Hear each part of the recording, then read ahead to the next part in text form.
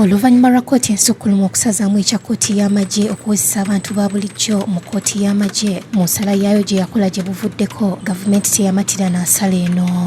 These people do not have the training to be justice officers and they try treason, they try all sorts of things.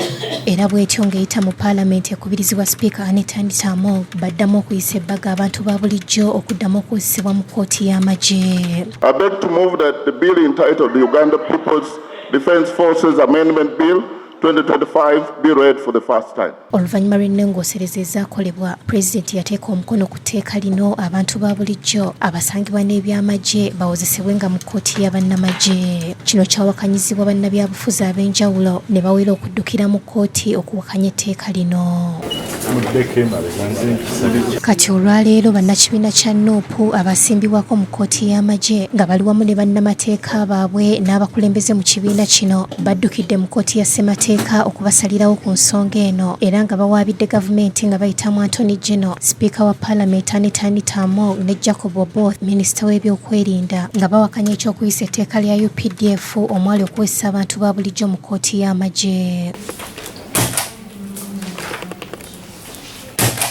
Ndi victim mu court martial obutali mulundi gumu bangamba batukwata n'emmundu abantu 49 kituleese wano naffe kwongera ddoboozi lyaffe kuba naffe abaasigalayo kyewuunyisa nga nekusaba yali akyalimirwa kati emyaka 5 mwana wani asibwa emyaka 5 ekyokugamba obugambi tejja kuba kuba nnamateeka tekimala era bakyalondebwa high command akakiiko kafuga abalamuzi bakeebuuzaako bwebuuza so si ke kabalonda n'ekyo tulowooza nti ennongooseza zino naddala obwo obuwaayiro obukwata kuwozesa abantu abatali bakwata mundu bumenya ssemateeka era tusaba kkooti etaputa ssemateeka ereme kukola nga misango mirala eruusi gyekandaaliriza ennyo baguwulirize mu bwangu ate gusalwe.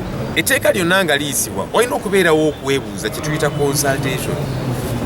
Ekyo tekyakolebwa nga tusaba kkooti etaputa ssemateeka esazeemu etteeka eryayisibwa erya UPDF amendment okusingirira ddala obuwaayiro obwo obukwata oba obwekuusa ku kuwozesa abantu ba bulijjo mu kkooti z'amagye. Joseph Innocent Senfuma yakusakidde eggwire lino ku Crown TV.